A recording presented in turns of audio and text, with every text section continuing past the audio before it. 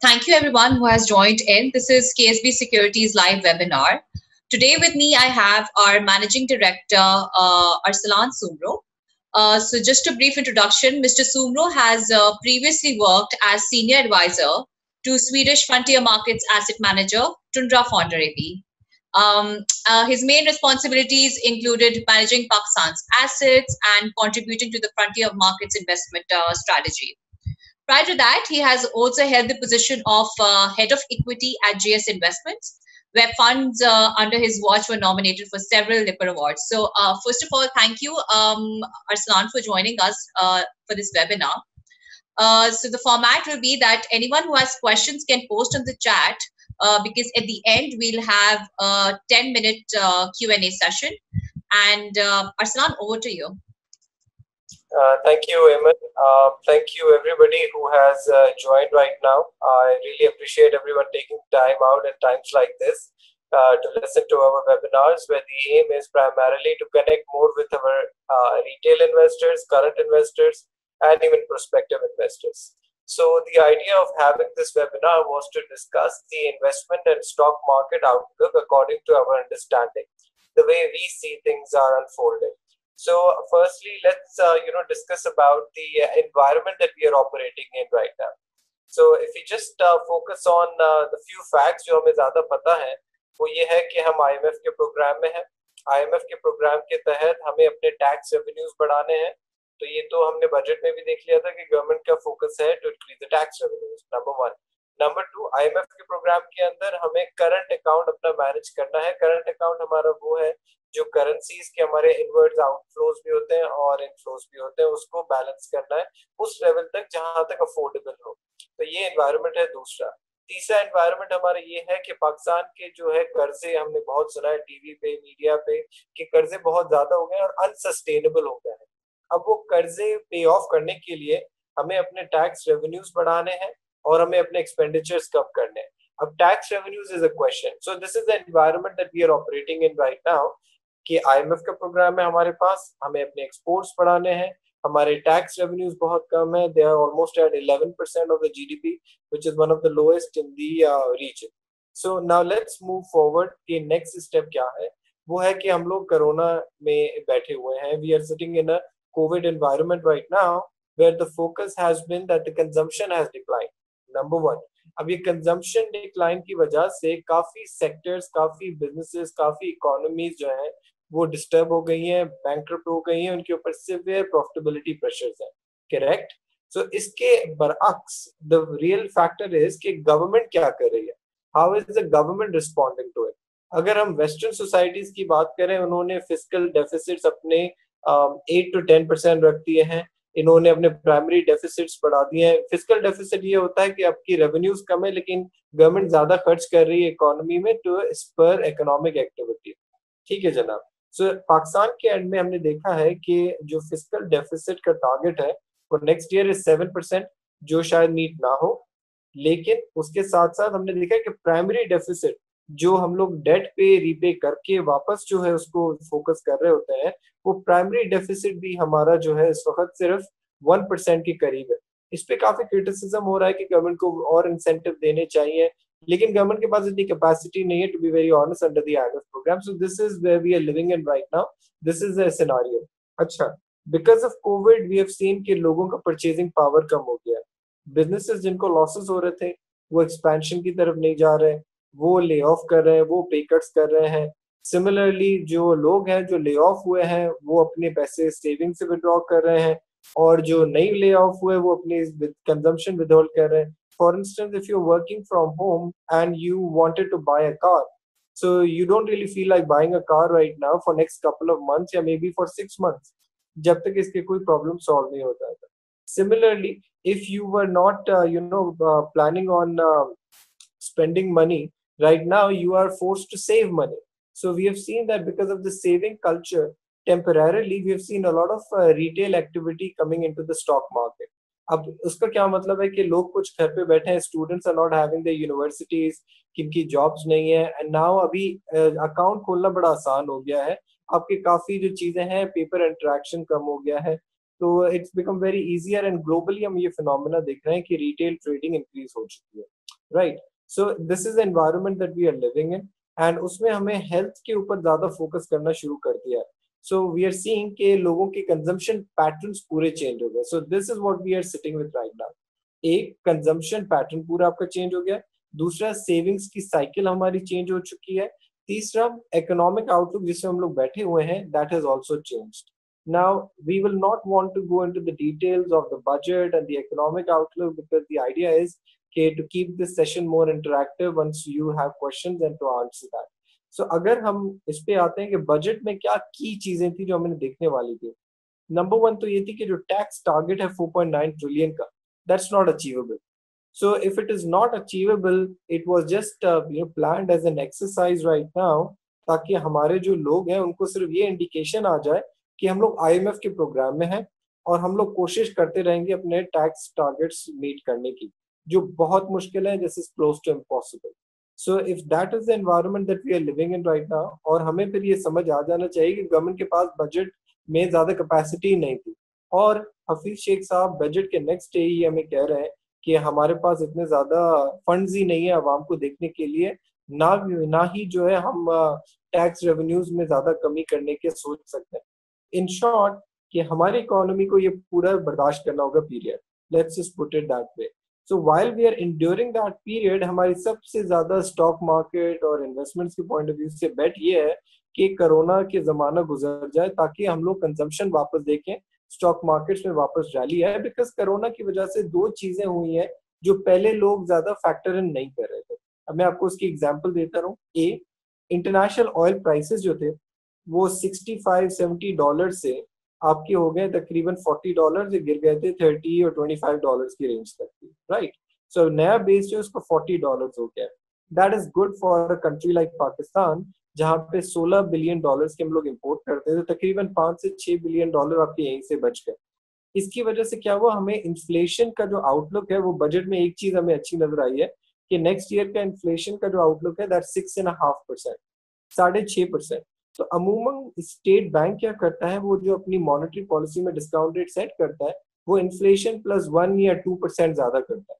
ठीक है, इस वक्त हम लोग 8% पे बैठे हुए हैं, 1.5% पे ज्यादा बैठे हुए हैं, और गुंजाइश भी ये है, एक्सपेक्टेशन भी है कि डिस्काउंट रेट कट होगा. ठीक है जनाब. तो कोरोना की वजह से ऑयल प्राइसेस नीचे आ गई, उसकी वजह से पाकिस्तान की जो है इंपोर्ट बिल कम हो गया, इन्फ्लेशन कम हो गया, उसकी वजह से डिस्काउंट रेट कम हो गया. अच्छा, अब डिस्काउंट रेट कम होने की वजह से कुछ सेक्टर्स को नुकसान हुआ है, मार पड़ी है, और कुछ सेक्टर्स को फायदा हुआ है. मैं आपको एग्जांपल दूं.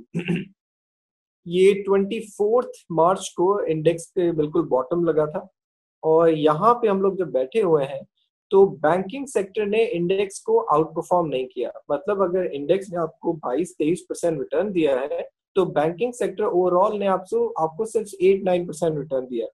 वो इसलिए दिया है बिकॉज इंटरेस्ट रेट कम होने से एक तो इनकम जो ये आपसे पैसे डिपॉजिटर से लेके ये इन्वेस्ट कर रहे होते हैं टी बिल्स में, बॉन्ड्स में, वो उनकी इनकम खत्म हो गई है.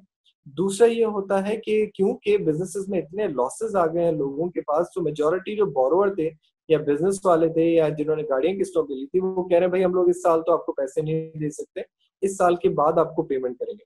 तो ये जो रिस्क ऑफ इन्फेक्शन या कहते हैं रिस्क ऑफ प्रोविजनिंग, या उनको अपने लॉसेस को जो है अपने लोन्स को लॉसेस में बनेंगे, तो इसकी वजह से काफी हमने बैंक्स देखे वो 10 ईयर लो वैल्यूएशन पे. मतलब कि 2008 के जो क्राइसिस हुए थे बेनजीर की डेथ के बाद, करेंसी क्राइसिस के बाद, ये वैल्यूएशन उस हिसाब पे नीचे आ गई. और वैल्यूएशन को हम बैंक्स पे देखते हैं कि बुक वैल्यू से कितना नीचे जा रहा है. मैं आपको एग्जांपल दे दूं. एमसीबी इस वक्त ₹155 का शेयर है, इसकी बुक वैल्यू 140-45 रुपए. लास्ट टाइम ये इसकी जो वैल्यूएशन आई थी वो 2008 में थी. और यूबीएल की अगर हम बात करें तो यूबीएल इतना बॉटम जो यही 2008 में टच किया था. सो मैं आपको इसलिए ये पूरा गाइड कर रहा हूँ कि आपके डिस्काउंट रेट कट होने से ये जो सेक्टर हमारा बैठ गया. ठीक है जनाब. सो अब हम दूसरा सेक्टर देखते हैं, oil and gas sector, exploration वाली कंपनीज. वो कंपनीज जो ऑयल जमीन से निकाल के, गैस जमीन से निकाल के बेच रही होती है. अब वो कंपनीज जो है हमने देखा है क्योंकि ऑयल प्राइसेस $25 से वापस $42 पे आ गए हैं, $42 पे, तो उनमें रिकवरी उतनी आई है जितनी इंडेक्स में आई है, 23-24%. रफली वही आपकी ग्रोथ रेट है.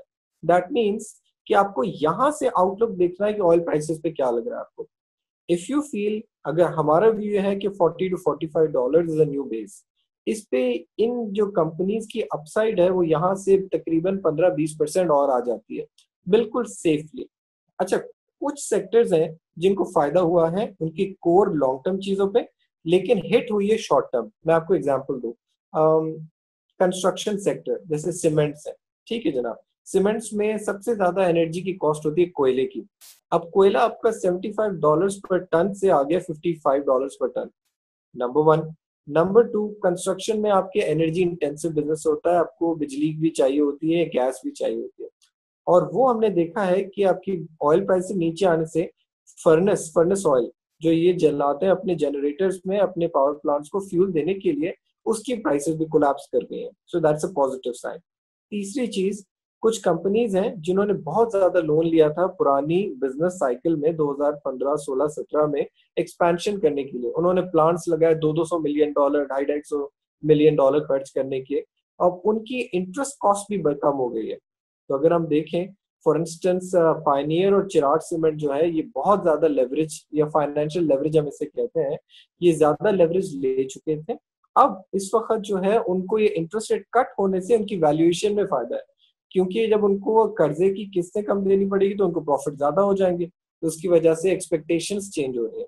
सिमिलरली अगर इसी सेक्टर को हम देखें तो यहाँ पे गवर्नमेंट का एक क्लियर कट फोकस है कंस्ट्रक्शन सेक्टर को ग्रो करने का, बिकॉज 2 साल तक और कोई मेगा प्रोजेक्ट हमने नहीं देखा सिवाय नया पाकिस्तान हाउसिंग हो या कंस्ट्रक्शन एमनेस्टी जो हमने देखी है।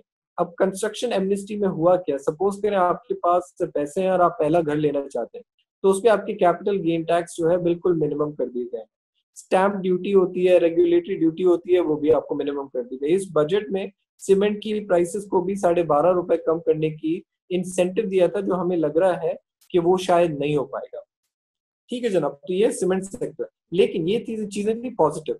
एक चीज है नेगेटिव, वो ये है कि मुझे अगर घर बनाना था अपने पोर्शन या साइड पे या अपने प्लॉट पे, तो मैं अगर खुद मोबाइल नहीं हूँ, मैं खुद अगर बाहर नहीं जा रहा, तो मेरे वो जो प्लान है वो डेफर्ड हो गए। तो क्योंकि मुझे खुद श्योरिटी नहीं है कि मैं बाहर ज्यादा क्यों साइट विजिट्स करूं, खुदा ना खास्ता। अब जब हम देख रहे हैं कि almost everyone in the immediate family या फ्रेंड्स में या आपकी फैमिली में केसेस आ रहे हैं, तो देखो साइकोलॉजिकली लोग अपने पैटर्न जो है कंजम्पशन का चेंज कर रहे होते हैं, डिले कर रहे होते हैं। ठीक है, सो कंजम्पशन में इसको हिट पड़ी है, ये हमने चीज देख ली है। सो अगर इसको हम साइड करें और देखें कि जैसे ऑयल मार्केटिंग कंपनीज जैसे पीएसओ हो गया, हैस्कॉल, अटक पेट्रोलियम, शेल, अब इनके ऊपर आप भी देख रहे होंगे कि पेट्रोल में शॉर्टेज हो गई पूरे पाकिस्तान में। अब वो क्यों कह रहे हैं, वो कह रहे हैं कि जब पेट्रोल जिस प्राइस पे वो बेचना पड़ रहा है, वो जो फॉर्मूला है वो अप्रैल की लो प्राइसेस को देख रहा है, तो एक एक लीटर पे 15-16 रुपए उनको लॉस हो रहा है। तो हम देख रहे हैं कि पीएसओ क्योंकि गवर्नमेंट ओन्ड है, वो फिर भी बेच रहे हैं इम्पोर्ट करके, उनको लॉसेस होंगे हमारी एक्सपेक्टेशन के हिसाब से ₹10 पर शेयर का इसको लॉस है। मतलब शेयर प्राइस ₹10 से गिरनी चाहिए to adjust to the new reality. ठीक है, ये हमने देख लिया कि ओएमसी को लॉसेस हो रहा है। लेकिन ये हमने 2015, 16, 17 में भी देखा था, जब इकोनॉमिक ग्रोथ आती है और ऑयल प्राइसेस नीचे थी, तो लोगों की डिमांड बढ़ जाती है। जो एग्रीकल्चरिस्ट होते हैं, जो जमींदार होते हैं, जो इंडस्ट्रीज होते हैं, अगर उनको डीजल सस्ता पड़ने लग जाता है तो वो ज्यादा कंजम्पशन करते हैं उसकी, right. And in that case we see के ओएमसीज में भी एक डेफर्ड मतलब कुछ अरसे के बाद ग्रोथ नजर आती है। और अगर हम ऑटो सेक्टर को भी देखते हैं, ऑटो सेक्टर्स में भी इंडस मोटर ऐसी कंपनी है जिसके प्रोडक्ट्स जो है 2017 से चेंज हो चुके हैं। उनकी नई फॉर्च्यूनर आई है, उनकी नई वीगो आई है, उनकी नई वेओस आई है, और नए करोला भी शेप आने वाला है 1 साल के अंदर। बट और ऑटो फाइनेंसिंग कम होने से इनको फायदा भी है, करेंसी स्टेबल होने से इनको फायदा भी है, क्योंकि ज्यादातर चीजें इंपोर्ट होती हैं। लेकिन वंस अगेन कंजम्पशन हिट हो गई है, आप समझ रहे हैं। कंजम्पशन जब हिट हो रही है तो आपके जो जून के अकाउंट्स हैं उसके भी रिजल्ट्स हमें नजर आ जाएंगे, बिल्कुल खराब आएंगे, क्योंकि अप्रैल में तो उनके प्लांट्स ही बनते हैं। सितंबर में हल्की रिकवरी हमें नजर आ जाएगी, लेकिन it will coincide with the second wave की जब हम बात कर रहे होते हैं इकोनॉमी में कि सेकंड वेव ऑफ इन्फेक्शन आ रही है, तो लोग फिर भी इतने कंफर्टेबल नहीं होंगे अपने नई गाड़ी लेने के। वो बोलेंगे चले भाई फिलहाल तो काम चलाएं, पैसे रोकें, बाद में देखी जाएगी, we like the new ships, लेकिन फिलहाल वेट करते हैं। क्योंकि इनको सबसे ज्यादा फायदा होता है ऑटो फाइनेंसिंग सस्ती होने का, गाड़ियों की लीजिंग अगर सस्ती हो जाती है तो उनको फायदा होता है। ये सेक्टर्स भी चलेंगे लेकिन बाद में। अच्छा, अब हम थोड़ा कंप्रेस करते हैं कि हमने डिस्कशन क्या किया। एनवायरनमेंट हमने देखा, टैक्स रेवेन्यूज हमें बढ़ाने हैं, एक्सपोर्ट्स पे गवर्नमेंट का फोकस है, ठीक है, आईएमएफ के प्रोग्राम में हमें रहना है वरना करेंसी में क्राइसिस आ सकते हैं, लोग फॉरेनर्स या लोकली हमारे ऊपर इकोनॉमिक सिस्टम पे ट्रस्ट उतर जाएगा। ठीक है, ये एनवायरनमेंट था हमारा। इस एनवायरनमेंट के अंदर हमने देखा है कि ऑयल प्राइसेस नीचे हो गए, इंटरेस्ट रेट नीचे हो गए और कम होने की बातें हो रही है। इसके कुछ बेनिफिशियरी सेक्टर्स हैं और एक कुछ सेक्टर्स ऐसे हैं जो उसको नुकसान हो रहा है, जिनकी हमने बात की, जैसे बैंकिंग सेक्टर है। इतना नुकसान होने के बावजूद भी ये बिल्कुल नीचे चल रहे हैं, 10 ईयर लो वैल्यूएशन पे चल रहे हैं। इसके आउटलुक पे हम बात करेंगे इन Q&A सेक्टर। सिमिलरली हमने ऑयल मार्केटिंग कंपनीज को भी ऊपर से इंडस्ट्री आउटलुक टच किया है कि what is happening to the oil marketing companies is because A they are having inventory losses and B, they are having a lot of regulatory embarrassment because they were probably involved in the petrol shortage which has been created, right? So अगर हम इसको नट shell में करते हैं तो आज के investor को स्ट्रैटेजी अपनी ये करनी चाहिए कि अपने होराइजन डिसाइड करें। सबसे पहले मैं आपको एग्जांपल दूं, ये जो सस्ती हो गई कंपनी कंजम्पशन के हिसाब से, वैल्यूएशन के हिसाब से, इन कंपनीज में भी जो आपकी अपसाइड आएगी वो 2-3 साल बाद आएगी जब आपकी कंजम्पशन बढ़ने लगेगी। और कंजम्पशन बढ़ने आपके तब लगेगी, जो हमें लग रहा है वो ये है जब इफेक्टिव वैक्सीन आएगी। वो मेजोरिटी की अलग एक्सपेक्टेशन है, दिसंबर टू मार्च तक हो रही है। ठीक है, तो अगर आज आप इन स्टॉक्स में लेंगे यू विल सी कि सस्टेन्ड रैली इसकी शायद नहीं है। एंड सस्टेन रैली ना आने के मकसद ये है क्योंकि जब रिजल्ट्स होंगे, जून रिजल्ट्स, सितंबर रिजल्ट्स, वो इतने इनके फेवर में नहीं होंगे। अब हम बोलेंगे कि हमने 200 रुपए का शेयर लिया जो सिर्फ साल का 10 रुपए कमा रहा है इस साल का, राइट? तो लोग बोलेंगे बहुत एक्सपेंसिव है, लेकिन आपको देखना है कि 3 साल आगे यही 200 रुपए का शेयर 40 रुपए की या 45 रुपीज की ईपीएस कमाएगा, right? So that means we have to look into that कि फॉरवर्ड लुकिंग हमें होना चाहिए अगर इन सेक्टर्स में रहना है। दूसरी चीज आप ये देखें कि आपका बिलीफ क्या है। अगर आपका बिलीफ इकोनॉमिक ये कहता है कि ऑयल प्राइसेस $70 की होंगी, $80 की होंगी, सो इन दैट केस तो आप एक्सप्लोरेशन कंपनीज देखें। हम आपको KSB की रिसर्च जो है आपको सेंसिटिविटी प्रोवाइड करती है कि भाई $60 पे इसकी अर्निंग होगी 30 रुपए, एक शेयर है 90 रुपए का, वो 30 रुपए कमाएगा। तो आप खुद कह सकते हैं कि 150 से पौने 200 रुपए की इसकी वैल्यू होनी चाहिए, 50-60%। लेकिन व्हाट वी एडवोकेट यू इसके आप अपने होराइजन जो है वो थोड़ा 2 से 3 साल रखें। नंबर वन, कोई एग्रेसिव जरूरत नहीं है कल ही आपको इन्वेस्ट करने की कि आप सारे एग्स अपने कल ही बेच इन्वेस्ट कर लें। नंबर थ्री, आप डाइवर्सिफाई करें। देखिए मैं आपको एग्जांपल देता हूँ, अगर आपने 15 लाख रुपए इन्वेस्ट किए और वो आपको कुछ अरसे तक 17-18 लाख रुपए नजर आ रहा है, then there is a market volatility. जैसे हमने देखा था कि बलूचिस्तान नेशनल पार्टी मैंगल साहब की, उन्होंने कहा कि हम कोalition से विड्रॉ करेंगे। जब वो कह रहे कोalition से विड्रॉ करेंगे मतलब उसमें गवर्नमेंट की लेजिटिमेसी को भी सवाल आ जाता है कि वो सर्वाइव कर पड़ेगी नहीं। तो मार्केट हमने देखा क्रैश करते। आज हम देख रहे थे कि सुप्रीम कोर्ट का फैसला मेरे ख्याल से अभी होने वाला है 4-4:30 बजे जस्टिस फैज ईजा का। तो ये जुडिशरी वर्सेस गवर्नमेंट का भी टसल था, इसीलिए मार्केट आपकी थोड़ी बैकफुट नेगेटिव हुई थी, राइट? तो ये चीजें हम देख के हम इन्वेस्टर्स को ये एडवाइस करते हैं आप डाइवर्सिफाई जरूर करें। अगर ये 17 लाख रुपए आप नए इन्वेस्टर्स हैं और 17 लाख के आपके 10 से 11 लाख हो गए, देन नेचुरली आपका कॉन्फिडेंस हिट हो जाता है और फिर आप कहते हैं यार इसको रिकवर कैसे करूं। फिर आप जो है आपके अग्रेसिव चीजें और करते हैं और आप ज्यादा रिस्क लेते हैं जो लेना नहीं चाहिए। और प्लीज इन अ नटशेल मैं आपको ये कहूँ कि आप पेनी स्टॉक से थोड़ा अवॉइड ही करें। देखें कोई शेयर जो है 5 रुपए का, 6 रुपए का, उसका मतलब ये नहीं कि वो सस्ता शेयर है, उसका मतलब ये है कि वो पर शेयर उसकी वैल्यू सस्ती है। मैं आपको एग्जांपल दूं, 1 लाख रुपए के मैं आपको 5,000 के नोट दे दूं 20, या आपको 10 रुपए के नोट दे दूं 10,000, बात वो 1 लाख रुपए ही है। तो कंपनी की वैल्यू देखी जाती है जो price into number of shares है। Penny stocks are very volatile and doesn't necessarily mean कि बिजनेसेस में टर्न अराउंड हो रहा है। हाँ, फिर आपको लगे कि बिजनेस में टर्न अराउंड हो रहा है और चीजें थोड़ी इंप्रूवमेंट की तरफ जा रही हैं, तब आप उसमें एक्सपोजर ले सकते हैं। But on the other hand don't bet all your eggs on one basket. So ऐसे नहीं करें. So let's just try to focus on this कि अगर हम इन्वेस्टमेंट स्ट्रैटेजी हम आपको जैसे बताना चाह रहे हैं हमारी केएसपी की टीम, वो हमेशा ये फोकस करें कि आप डाइवर्सिफाई करें. It is very important for you कि आपको इस एसेट क्लास को 5 से 10 साल के लिए देखना पड़ेगा और कुछ डिविडेंड यील्डिंग स्टॉक्स में भी जाए. उसका तो साइकोलॉजिकल कंफर्ट होती है. आपको आजकल अपने बैंक अकाउंट देना है और वो जो कंपनी आपकी इन्वेस्टी है वो आपको डायरेक्ट पैसे ट्रांसफर कर देती है. तो is a feel good factor. चले भाई कुछ कंपनी कैश भी दे रही है, you don't need to necessarily sell and incur capital gain tax. So I think I would like to conclude with this note and let's open the forum for a few questions because the opportunity is कि आपसे बात करी जाए.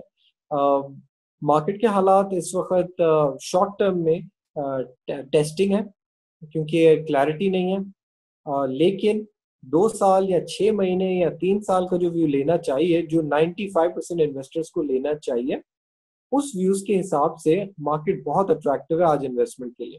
और अगर आज भी investment करें तो थोड़ा डाइवर्सिफाई करें और उन सेक्टर्स में करें जो आपका बिलीफ है कि आपको ज्यादा आउट परफॉर्मेंस देंगे इंडेक्स से ज्यादा. सबसे पहली बात यह है और सबसे आखिरी बात यह है कि इस वक्त डिस्काउंट रेट चल रहा है 8%. अगर आप बैंक में पैसे रखेंगे तो आपको 7% मिलेंगे साल में. कैश फंड्स में रखेंगे 6.5-7% मिलेंगे. इसीलिए थोड़ा रिस्क लेना आपका बनता है. So let's open the floor for questions, Eamon. Let's yes, see what. So we have a couple of questions here. So Sama is asking the probability of reduction in charges transferring to customers from construction companies and also impact on real estate prices due to increase in personal savings. So firstly, of course, ये जो आपकी transaction charges कम हुई है, stamp duties कम हुई है और आपके जो बिल्डर्स के लिए fix tax regime construction amnesty में आया था.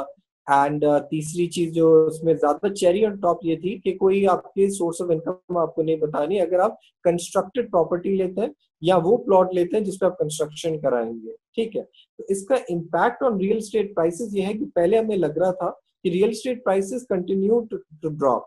देखिए डॉलर वैल्यूएशन में भी देखें तो हमारे पाकिस्तान की प्राइसेस बहुत ऊपर है compare to regional markets and income के हिसाब से बहुत एक्सपेंसिव है. लेकिन आजकल गवर्नमेंट का फोकस भी ये है एंड आई बिलीव आपके फोरक्लोजर लॉज जो होते हैं, मॉर्गेज के लॉज है, वो भी गवर्नमेंट सिंप्लीफाई कर रही है ताकि कंस्ट्रक्शन करवाना आसान रहे, रियल एस्टेट में इन्वेस्टमेंट करना आसान रहे. लॉन्ग टर्म जो हमने डेटा एनालाइज किया है पिछले 25 से 30 साल का, वो ये है कि आपके जो लॉन्ग टर्म रिटर्न्स होते हैं एनुअलाइज वो होते हैं 14 से 15% पर ईयर, जो अगर आप प्रॉपर्टी या प्लॉट में इन्वेस्ट करते हैं. ठीक है, तो मेरा ख्याल है यहाँ से भी अगर हम देखा जाए तो हम लोग लॉन्ग टर्म रिटर्न्स वही देखेंगे 14 से 15%, लेकिन दैट इज सेफर. उसमें इतनी ज्यादा वॉलेटिलिटी नहीं आती जितनी स्टॉक्स में आती है. लेकिन फॉर 2-3 इयर्स स्टॉक्स के रिटर्न हमें ज्यादा लग रहे हैं देन आपके real estate. Thank you for that, Arsalan. There's another question. Irfan Sheikh is asking, for overseas investors, is the PSX investment worth it given the normal dollar deterioration that happens? Please cover from both short term, for example, interest rate cuts may reduce exchange rate, mid-term and long-term perspective. Absolutely very valid question. A lot of people that we have spoken to in last 10 years, they said they were better off keeping their money in dollars rather than converting and putting it back into rupees and sending it back home. That has been a concern. The balance of payment has been a concern. We saw that in 2008. We saw that in 2013. And we saw that in 2017 and 18 also. Right, and including 19 for that matter. So PSX investment is worth it when the government understands that keeping rupees stable is very important for the macroeconomic outlook of the country and for the investors in the long term. In last 10 years, if you see, there have been major swings. But including that, if you were to just keep your money only in dollars or keep it in the stock market or mutual funds for that matter in last 12 years, then even then you would have made more money by just keeping your money in simple dollars or just buying gold for that matter. ठीक है, तो मेरा ये ख्याल है कि long term में आपकी इक्विटी और शेयर प्राइसेस जो है वो फिर भी आपको आउट परफॉर्म कर जाते हैं. अगर शॉर्ट टर्म की अगर हम बात करें जो करंट IMF का प्रोग्राम है, it's extremely stringent on the currency. ठीक है जनाब, वो कह रहे हैं मार्केट फ्री फ्लोट के हिसाब से तो करें, मैनेज फ्लोट करें, लेकिन आप ज्यादा एक्सेसिव करंट अकाउंट नहीं मेंटेन करें, क्योंकि हम अभी उस मसले से निकले पिछले साल। और हमारा ये ख्याल है कि स्टेट बैंक गवर्नर और IMF ये उस पर फुल फोकस कर रहे हैं कि आपके करेंसी को इतना ज्यादा डेप्रिशिएट नहीं करवाया जाए अगले 2 साल 3 साल के अंदर। If the program is at risk, फिर हम देख सकते हैं गवर्नमेंट की तरफ से नेग्लिजेंस आ जाती है। In that case you are right, currency will be very volatile. Thank you so much. We have another question. Danish is asking, the dividend yield stocks may well be offering above risk-free savings rate in current scenario. Do you believe that they offer better value than the other sectors you mentioned, autos, OMC, cements, etc.? What would be the diversified balance between dividend yield stocks and earning growth-based stocks? Very valid question. Thank you for that. I think number one, yes, the dividend yielding stocks will definitely outperform the risk-free asset. Okay. But the sectors that I spoke about, those are betting on recovery in the economy. Look, this is the only second time in the history of Pakistan that we will be seeing these kind of oil prices and such kind of interest rates. तो इसको हमें 6 से 12 महीने तक evaluate करना पड़ेगा in 2021 and 22, and economy को ये इम्पेटस मिल जाता है। अगर आप सब बिजनेसेस से बात करें कि अगर आपको 7.5% पे फाइनेंसिंग मिल रही है, आप लेंगे, आप बिजनेसेस करेंगे, आप सेटअप करेंगे फैक्ट्रीज, सब बोलेंगे जी हाँ बिल्कुल करेंगे, प्रोवाइडेड एक्सटर्नल एनवायरनमेंट आपका सेफर हो, कोरोना ना होता और ये ऑयल प्राइसेस होती तो हमारी डेफिनेटली ग्रोथ आती। और मेरा पर्सनल ये ख्याल है और मेरा 2015, 16, 17 का एक्सपीरियंस भी ये कहता है कि ये वाले जो सेक्टर्स हैं cyclical, over 2 to 3 years will give you better money than your dividend yielding stocks, which will not give you a lot of capital appreciation. आपको dividend तो देंगे लेकिन शेयर प्राइस में इतनी ज्यादा aggressive movement शायद नहीं है। Thanks for that. Fahad Naeem has a question. How can we estimate earnings after 3 years while there are so many changing variables in this scenario? All right. So first, simply you look at the history. पिछले 3 से 4 साल की आप देखें, पिछले 5 साल की history देख लें और उसको अज्यूम करें इन डॉलर टर्म्स कि इस कंपनी की सेल्स इन डॉलर्स इतनी थी। फिर आप अगले 2 या 3 साल आगे जाके अज्यूम करें कि इस कंपनी, वही कंपनी की सेल अज्यूम करें 30% ऑफ दोज रेट्स जाती है इन डॉलर टर्म्स, और आप मार्जिन उसमें लगाए अपने हिसाब से कि आपको पहले बिजनेस समझना पड़ेगा। कोल का अगर हम हमसे आउटलुक पूछेंगे, हम ये नहीं कहेंगे कि $100 का कोल हो जाएगा। ऑयल का पूछेंगे तो हम ये नहीं बोलेंगे कि $100 का ऑयल हो जाएगा। तो अगर पीक मार्जिन अगर आपको लगते हैं 35-40% है, तो आप एक अज्यूम करें, सेंसिटिविटी बनाएं कि 25% या 22% मुझे नेक्स्ट मार्जिन रखना है 3 साल आगे जाके। इंटरेस्ट रेट आप अज्यूम करें कि 8 या 9% रहेगा, अभी 8% नहीं करें, आप 9.5-10% करें। Then you construct the balance sheet and your profit and loss statement in your mind. Then you can see कि जो वेरिएबल्स आपके जो बात कर रहे हैं उनमें आपको डाउन निकाल के भी प्रॉफिट्स इतने आ जाते हैं आजकल की वैल्यूज के हिसाब से, देन यू विल से यार it's worth taking the bet, it's worth taking the bet. देखिए corona has affected everybody, it's not just Pakistan, but this is not going to be, Allah Ta'ala khair kare, the vaccine will be formed. It's not going to be hopefully the end of the world, howsoever calamities, right? But vaccine जब form होगी तब लोगों को confidence वापस आएगा, mobility वापस आएगी। तो ये फैक्टर जब हमें मिल गया ना variable, then we can plan with much comfortable certainty. Thank you, Arslan, for that. We have another question. So Farhan is asking, can you give ideas on diversification? And we have a student here, Azhar. He is asking, what do you think about fertilizer sector and future? What do you think about it?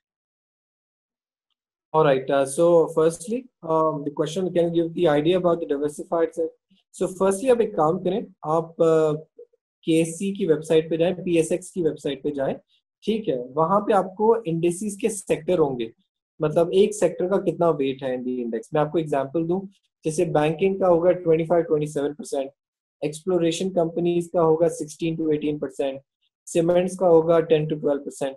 सो उसको आप नजर रखें और फिर आप अपनी sector allocation बनाएं कि आप कहें कि मुझे बैंक्स में ज्यादा मैं कंफर्टेबल हूं तो मैं 25 नहीं 40% रखूंगा, नंबर 1। और ये 40% भी अगर आप बैंक्स में रखें तो उसको स्प्लिट कर लें यूजुअली 3 से 4 कंपनीज में which you are comfortable with. आप कहें कि नहीं, मेरी अंडरस्टैंडिंग के हिसाब से नेशनल बैंक जो है इसमें इतनी ग्रोथ नहीं आती जो मीजान बैंक में आती है, in last 10 years. उसको भी आप per sector एक आप exposure limit लगा लेंगे 40% in one sector और एक script की limit लगा देंगे 15 to 20% in one script. So इस तरीके से जब आप diversify करेंगे then you will realize कि आपकी volatility तो बहुत कम हो जाती है, लेकिन if you have the right good stocks तो आपके index को आप beat कर जाते हैं. देखिए म्यूचुअल फंड्स को भी आप पैसे देते हैं 2% एवरी ईयर, लाख पे 2000 आपसे मैनेजमेंट फी लेते ही है कि हम इंडेक्स को बीट करेंगे. ये काम अगर आप खुद करें तो आपको you will have a better chance of outperforming the competitors and the mutual funds. Number two question, what is the outlook on the fertilizer sector? I think the fertilizer sector is very much under the focus of the government. एक government urea prices reduce कर रही है, subsidy दे रही है, DAP reduce कर रही है, and आजकल फोकस ये है कि जो फॉस्फेट और पोटैश वाले जो आपके इनपुट्स हैं उनके ऊपर ज्यादा सब्सिडाइज किया जाए ताकि वो नए आपकी चेंजिंग फार्मर बिहेवियर आ जाए कि नए इनपुट्स वो डालें. ठीक है जनाब. सो ये फर्टिलाइजर सेक्टर, लेकिन फर्टिलाइजर सेक्टर में आपको समझना चाहिए पिछले 10 साल से डिमांड में इतनी ग्रोथ नहीं आ रही. आप समझ रहे हैं कि जमीन हमारी उतनी है, इनफैक्ट वाटर सिक्योरिटी की वजह से जमीन थोड़ी कमी हो रही है जहाँ पे हम लोग फसल करते हैं. कोई ना कोई कभी फ्लड्स आ जाते हैं, लोकस्ट आ जाते हैं, तो डिमांड में इतनी ज्यादा ग्रोथ नहीं है. ये नहीं है कि पाकिस्तान अमीर होगा तो हमारी फर्टिलाइजर की डिमांड बढ़ जाएगी. तो डिमांड स्टिकी है. ज्यादातर ग्रोथ इसमें आती है आपकी एनर्जी प्राइसेस से या कॉस्ट ऑफ इनपुट से. वो गवर्नमेंट ने ऑलरेडी इनकी बॉटम आउट कर दी है. तो और ये इनके पास जितने पैसे कमाते हैं, चाहे वो फौजी फर्टिलाइजर हो, एफएफसी हो, चाहे वो ई फर्ट हो, अमूमन इनका फोकस ये होता है कि रिटर्न वापस करें शेयर होल्डर को. सो शॉर्ट टर्म में आउटलुक में डाउनसाइड कुछ नहीं है, मीडियम टर्म में अपसाइड ही है, लेकिन लॉन्ग टर्म में इनको कोई नए प्लान्स अनाउंस करने पड़ेंगे for expansion into new ideas, तब जाके इनकी ग्रोथ ज्यादा आएगी. मैं एग्जांपल दूं, एंग्रो फर्टिलाइजर जो है वो कंसेशनरी गैस उसको मिलती है, मतलब हुकूमत उसको सस्ती गैस देती है क्योंकि उन्होंने कहा कि हम इन्वेस्ट करेंगे. ये जब इन्वेस्ट किया तो वो एक्सपायर हो रही है I think in 2 years time. तो 2 years के बाद उनकी गैस महंगी हो जाएगी. तो जब तक एंग्रो फर्टिलाइजर कोई नया प्लान नहीं अनाउंस करेगा कि हमारी जो अर्निंग्स में डिक्लाइन आएगा, प्रॉफिट्स में कम होगा बिकॉज गैस महंगी होगी, इस तरीके से हम उसको निगेट करेंगे, तब तक स्टॉक्स में ओवरहैंग रहते हैं. वैसे short term I don't think कि यहाँ पे ज्यादा डाउन साइड है. Thanks a lot, Arsalan, for that as well. We've got another question. How do you assess FX reserves over the foreseeable future? I understand it's easy to remit money out of Pakistan these days. In terms of risk, is there any chance by state banks stricter restrictions, remote and old case in point, when the foreign currency accounts are frozen back in 90s? Some in overseas are still concerned, especially those who don't send or receive money via Sakra account. All right. So firstly, the outlook on the FX reserves is not that great, we'll be very honest, because your funding sources have dried up. In times like this, if government of Pakistan goes to issue a Eurobond or a Sukuk, they will find it very hard to get a respectable yield for that, and they will be priced it very expensively because people are just not willing to invest. Although the declining interest rates globally have increased the appetite, but there are a lot of questions on the frontier and emerging markets. So that aspect of yours has already been dried up. Number two, remaining in IMF is a must. So the fact that we try to increase our tax revenues and give a message to the IMF and the other lenders that we are trying to get our house in order, it will open up more tranches for us in the foreseeable future in the short term. So where we are sitting right now of FX reserves of 10 billion for State Bank, I feel that we will start going to 11 and a half in the next couple of weeks once we have money pouring in, and the money will pour in. There is a risk on the remittances side. That's a sustainable decline. But on the other hand, exports are gradually picking up from March to April and May, and we expect June to be picking up as well, but not to a higher base. There will still be a yearly contraction, but that would be offset by falling oil prices. We must take that into consideration also. And your last question was, if there is a possibility of government, imposing more capital controls so that the money couldn't travel out of Pakistan. I personally feel as long as we are in the IMF program, number one, and as long as we are not getting blacklisted by FATF, number two, the chances are very low of government imposing any capital controls. It hasn't been done so far in the other frontier economies, such as which are comparable. There is capital control mildly in Egypt, But there are other economies where without the capital control also, they are keeping their currency manageable. And I don't think the government would want to experiment that. We saw that when the corona struck, the government decided to keep the stock market open also, despite the technical changes. So I think the government has learned a lesson on this, and we have seen there are improvements in the FATF also, enforcements. So I personally wouldn't want to bet on that कि हमें capital controls नजर आ जाए. Thanks a lot. There's another one, and I'll kind of combine this. A lot of people are asking if there's any major correction expected, like they're asking the rock bottom and all of that. I wish we all knew, but like, how do you see the index going in July and August, considering that the corona numbers are expected to rise? So there's one thing for sure that the corona numbers are increasing, and the government is now being very honest about it as well because the testing capacity has increased. So that is impacting almost everybody. I personally feel that there are certain stocks which have gone up too fast, such as the cyclical sectors and the expectation of a 3-year recovery that we are discussing. But that said, there is a room for correction in these stocks also. Now, if that is coupled with any political news or any structural news about Pakistan having a falling reserves or the currency, falling aggressively, seeing a disorderly movement, or even say oil prices crashing very aggressively next couple of days, those sectors can pull the index down. So when we do see a correction, so you're right, it will be a correction, it will not be a collapse. So by that I mean the index has a downside of good 2,000 to 2,500 from here also. But if you remain put in 3 to 6 months, you are seeing an upside of 5 to 8,000. Thank you. We have a couple of questions on Facebook as well, and a lot of people are asking about different sectors. So I request if we just briefly touch upon IT, pharma, banking, and yeah, that's about it. I think these three sectors in specific. From the IT sector, we personally really like systems company as a long-term bet. But in the short term, I feel the stock prices have matured. They have reacted aggressively. Similarly, you said that the IT sector. In the IT sector, I personally feel Avanceon and NetSol have a short-term rally to also continue. I'm not an expert in Avanceon and NetSol, but I feel that the momentum is there also.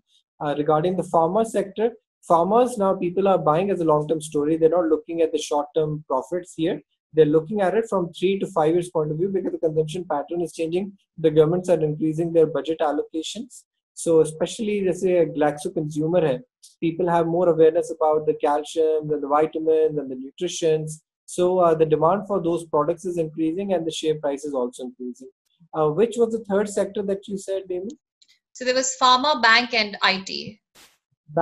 Banks, I feel, the outlook is not as bad as what has been priced in the market, right? Because the valuations are 10-year low.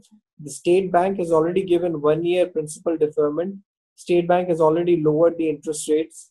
And there is a good sizable unrealized gain in their PIB books. So for instance, ये PIB उन्होंने Pakistan investment bonds लिए थे, fixed होता है. जब interest rate cut होता है तो उनके ऊपर गेन आता है. In my discussions, they can book some of these gains to offset the losses that they will have on their loan portfolio. So the outlook is, I think, exceptionally strong on the banking sector for 1 to 2 years. Great. Thank you so much, Arsalan. I think with this, we'll conclude. We tried answering all the questions. Some people are asking if the recording will be available. Yes, it will be available on our Facebook page, our LinkedIn and Twitter accounts. If you are not following, please follow those up. Also download our application, ktrade.pk, to get access to our research reports. Thank you so much, Arsalan. You took out time from your busy schedule today. Thank you, everybody who joined in and asked the questions. We will try to keep this more often so that we have a better linkage with all of our investors. Thanks a lot. Thank you, everyone. Have a nice day. Bye-bye.